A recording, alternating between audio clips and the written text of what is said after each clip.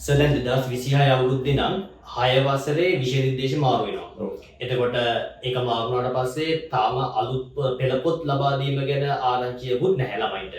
ඒක දරුවන්ටයි දෙමාපියන්ටයි ඒ වගේම ගුරුවරුත් අතර පොඩි කතා බහක් යනවා මේ අලුත් සිලබස් එක දෙසැම්බර් මාසෙ වෙනදා පන්ති පටන් ගත්තා. මේ අවුරුද්දේ කොහොමද පන්ති පටන් ගන්න එක කියලා. එතකොට අපේ කෝට්ටේ ප්‍රදේශයේ ඉන්න ප්‍රවීණතම ගුරුවරයා දුමින්ද සර් හින්දා මම හිතනවා දුමින්ද සර්ගේ මේක ගැන අදහස කිව්වොත් ඒක අපේ දෙමාපියන්ටයි දරුවන්ටයි ඒ වගේම සියලුම ගුරුවරුන්ටත් ඒක ප්‍රයෝජනවත් වෙයි කියලා. මෙහෙමයි අතරම මේ දැන් මේ විෂය දේශ මාරු වීමත් එක්කම දැන් මේ වෙනකොට මට ඇත්තටම ගුරුවත් පොත ලැබිලා තියෙනවා. ගුරුවත් පොත ලැබිලා තියෙනවා. මේ ඔබ දකින්නේ ගුරුවත් පොතේ පළවෙනි පිටුව. ඉතින් ඒක දිහා අධ්‍යයනය කරා මට පේන දේ තමයි පාඩම් මාලාව අපිට දීලා තියෙනවා. ඉතින් මේ පාඩම් මාලාව බැලුවම පහුගිය 6 වසරේ පන්තියේ තිබුණු පාඩම් මාලාවේ ලොකු වෙනසක් සිද්ධ වෙලා නැහැ. ඇත්තම කතාව මේ දෙමාපියෝ සහ මේ දරුවෝ හැමෝම ඒ වගේම දැකලා ඇති. ඒ කියන්නේ අපි ඉගෙන ගන්න කාලෙත් සිලබස් එක මාරු වුණා. ඒ මාරු වෙච්ච කාලේ මතකයි සමහරවිට පාඩවල් මාරු වුණා. පොඩි මාතෘකා එකතු වුණා සහ පොඩි මාතෘකා අයින් වෙලා යන අවස්ථාවල් තිබුණා. වෙනත් විෂයන්ට සාපේක්ෂව ගණිතයේ සිලබස් එක මාරු වුණා කියලා ලොකු වෙනස්කමක් කරන්න බෑ. හේතුව තමයි ඒ කියන්නේ අනිවාර්යයෙන්ම දැන් සරලම උදාහරණයක් අපි යනවා නම් සංඛ්‍යා කියවීම දෙමව්පියෝ අපි අතුළු හැමෝටම අවශ්‍යයිනේ. ඒක අපි සාමාන්‍ය ජීවිතේ අපිට අත්‍යවශ්‍යම කාරණාවක්. ඒතකොට මේ සංඛ්‍යා කියවීම දරුවා තුළ ක්‍රමානුකූලව ගොඩනගනවා.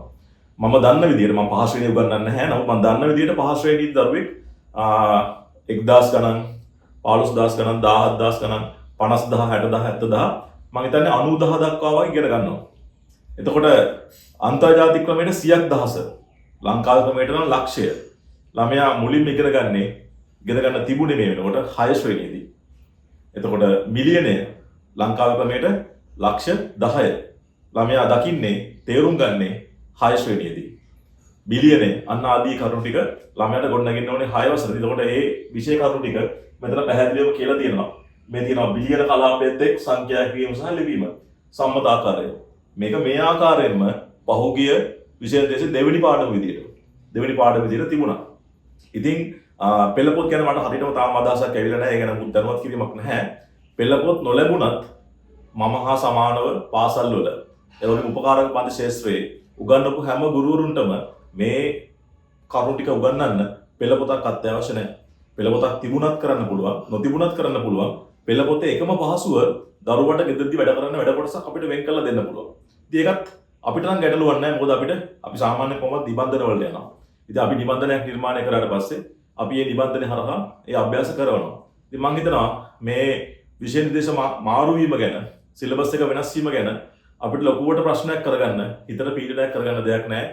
දෙමාපියන්ට, ගුරුවරුන්ට සහ දරුවන්ට හැමෝටම මේක ලොකු වෙනසක් විදිහට දැනෙයි කියලා මම හිතන්නේ නැහැ. තව මාසයක් දෙකක් යද්දී මම මේ කියපු කාරණාව ගැන ඔයගලන්ට හොඳටම තහවුරු වෙයි. දිගටම තමන්ගේ වැඩ ටික කරගෙන යන්න අනවශ්‍ය පීඩනයකින් බයකින් තොරව කියලා දරුවන්ගෙන් ඉල්ලා සිටිනවා. දෙමාපියන් පුළුවන් ආකාරයෙන් සහාය ලබා දෙන්න. මම හිතන්නේ කිසිම ගුරුවරයෙක්ට, පාසල් ගුරුවරයෙක්ටවත්, උපකාරක පන්ති ශාස්ත්‍රීය ගුරුවරයෙක්ටවත් මේකෙන් ලොකු ප්‍රශ්නයක් ඇති වෙයි කියලා මම හිතන්නේ නැහැ එහෙම වෙයි කියලා.